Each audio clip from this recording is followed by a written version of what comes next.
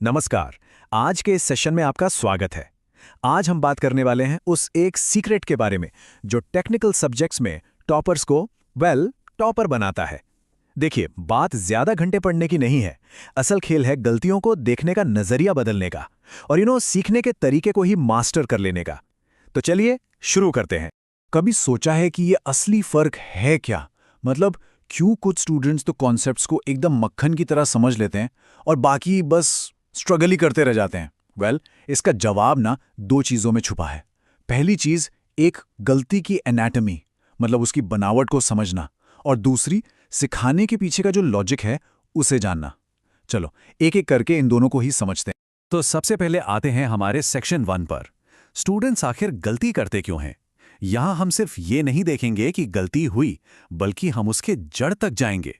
चलिए एक गलती की पूरी एनाटॉमी को डाइसेक्ट करते हैं। और इसके लिए ना हमारे पास एक बहुत ही पावरफुल डायग्नोस्टिक टूल है जिसे कहते हैं न्यूमन्स एरर एनालिसिस। ये एक 5 स्टेप मॉडल है जिसे स्कॉलर न्यूमन ने बनाया था।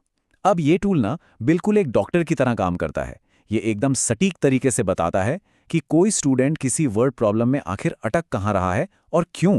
तो ये हैं वो 5 रुकावटें या कह ले 5 हर्डल्स। सही जवाब तक पहुंचने के लिए एक स्टूडेंट को इन 5 को पार करना ही होता है। और सबसे जरूरी बात क्या है पता है? इनका ऑर्डर एकदम फिक्स्ड है। पहले रीडिंग, फिर कॉम्प्रिहेंशन, उसके बाद ट्रांसफॉर्मेशन, फिर प्रोसेस स्किल्स और सबसे आखिर में एनकोडिंग। ये एक चेन की तरह है और अगर इस चेन की एक भी कड़ी टूट गई ना तो बस जवाब गलत होना पक्का है। अब इसको समझने के लिए क्लासिक टॉपर स्टेप देखते हैं जो इसे एकदम परफेक्ट तरीके से समझाता है। सोचिए अगर कोई बच्चा बस शब्द पढ़ तो लेता है लेकिन उसे ये नहीं पता कि बस सड़क पर चलती है, तो वो स्टेप 2 में फेल हो गया, यानी कॉम्प्रिहेंशन में। उसने शब्द तो पढ़ लिया पर उसका मतलब, उसका कॉन्टेक्स्ट नहीं समझा। तो यहां सबसे बड़ा सबक क्या है कि हर गलती कैलकुलेशन की गलती नहीं होती। असली प्रॉब्लम तो अक्सर सवाल को समझने में ही छिपी होती है। याद रखिए, कैलकुलेशन यानी जो हमारा प्रोसेस स्किल्स वाला स्टेप है, वो इन 5 में से सिर्फ एक पोटेंशियल फेलियर पॉइंट है। ठीक है, तो अब हमने प्रॉब्लम को डायग्नोस करना तो सीख लिया। अब बात करते हैं सोल्यूशन की। तो चलिए सेक्शन 2 में देखते हैं सिखाने के 2 कोर तरीके जो हर टीचर की टूल किट का हिस्सा होने ही चाहिए। तो ये हैं 2 फंडामेंटल मेथड्स। एक है इंडक्टिव मेथड जिसे हम आगमन विधि कहते हैं, और दूसरा है डिडक्टिव मेथड यानी निगमन विधि। इनका सबसे बड़ा फर्क इनकी डायरेक्शन में है।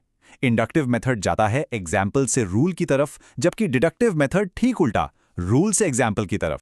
चलिए इस टेबल को थोड़ा और ध्यान से देखते हैं। जो इंडक्टिव मेथड है वो जाता है कॉन्क्रीट से एब्स्ट्रैक्ट की ओर, मतलब असली चीजों से कॉन्सेप्ट की तरफ। ये बच्चों के लिए काफी नेचुरल, काफी साइकोलॉजिकल होता है और नए टॉपिक शुरू करने के लिए तो बेस्ट है क्योंकि इसमें बच्चा खुद फॉर्मूला डिस्कवर करता है। दूसरी तरफ डिडक्टिव मेथड एब्स्ट्रैक्ट से कॉन्क्रीट जाता है। ये एकदम फैक्चुअल और फास्ट है। सिलेबस पूरा करने के लिए और रिवीजन के लिए बहुत बढ़िया, क्योंकि इसमें बच्चा फॉर्मूला याद करके बस प्रैक्टिस करता है। तो एक है डिस्कवरी के लिए और दूसरा है स्पीड और एफिशिएंसी के लिए। इंडक्टिव मेथड का एक बढ़िया सा एग्जाम्पल देखते हैं। मान लीजिए स्टूडेंट्स को बहुत सारे ट्रायंगल्स दिए गए और कहा गया कि इनके एंगल्स को नापो। वो जब खुद नापते हैं तो वो ये डिस्कवर करते हैं कि अरे वाह, हर ट्रायंगल के एंगल्स का जोड़ तो हमेशा 180 डिग्री ही होता है। यहां पर क्या हो रहा है? Learning by doing. अब इसका एकदम उल्टा सोचिए डिडक्टिव मेथड में। यहां टीचर सीधे सीधे रूल बता देता है। देखो, एक ट्रायंगल के एंगल्स का जोड़ 180 डिग्री होता है, और फिर स्टूडेंट्स बस इस रूल को अप्लाई करके प्रॉब्लम सॉल्व करते हैं। तो ये तरीका रिवीजन और प्रैक्टिस के लिए स्पीड और एफिशिएंसी देता है। चलिए अब आते हैं हमारे तीसरे और आखिरी सेक्शन पर, द प्रॉब्लम सॉल्विंग ब्लूप्रिंट। ये एक ऐसी मास्टर स्ट्रैटेजी है जो सिर्फ मैथ्स में ही नहीं बल्कि किसी भी कॉम्प्लेक्स प्रॉब्लम को टैकल करने में मदद करती है। तो पहला कदम है एनालिसिस यानी विश्लेषण। इसका सीधा सा मतलब है एक बड़ी उलझी हुई प्रॉब्लम को छोटे छोटे मैनेजेबल हिस्सों में तोड़ देना। इसमें हम अननोन से नोन की तरफ जाते हैं, मतलब एक बड़ी अननोन पहेली को समझने के लिए हम उसके नोन यानी जाने पहचाने छोटे छोटे टुकड़ों को अलग अलग करके देखते हैं। और दूसरा कदम है सिंथेसिस यानी संश्लेषण। ये एनालिसिस का ठीक एकदम उल्टा है। इसमें हम उन छोटे छोटे नोन टुकड़ों को जिन्हें हम समझ चुके हैं वापस जोड़कर एक बड़ा अननोन सॉल्यूशन या प्रूफ तैयार करते हैं। मतलब जो पता चल चुका है उससे एक नया नतीजा निकालते हैं। तो सबसे जरूरी पॉइंट ये है, और यही है गोल्डन रूल, हमेशा हमेशा एनालिसिस से सिंथेसिस की तरफ जाना चाहिए। पहले प्रॉब्लम को तोड़ो, उसे समझो और फिर उसे जोड़कर सॉल्व करो। Simple, first break it down then build it up. बहुत बढ़िया। तो अब जब हमने ये सारे कॉन्सेप्ट समझ लिए हैं तो क्यों ना एक क्विक एक्टिव रिकॉल सेशन किया जाए। चलिए अपनी नॉलेज को टेस्ट करते हैं और देखते हैं कि कितना याद रहा। तो पहला सवाल, न्यूमैन के एरर एनालिसिस में सवाल को रीड करने के ठीक बाद कौन सा स्टेप आता है?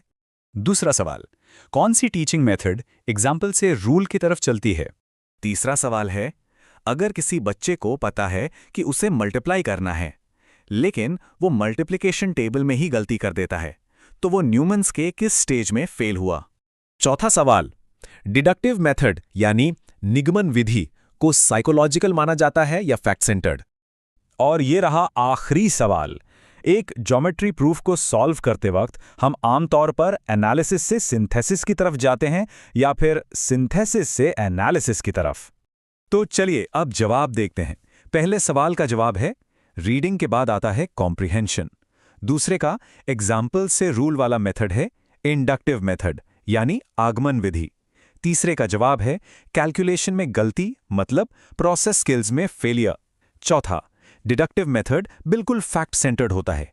और आखिरी सवाल का जवाब है हमारा गोल्डन रूल, हमेशा एनालिसिस से सिंथेसिस। तो देखा, टॉपर का असली राज यही है, वो सिर्फ जवाब नहीं रटते, वो सीखने की पूरी प्रोसेस को समझते हैं।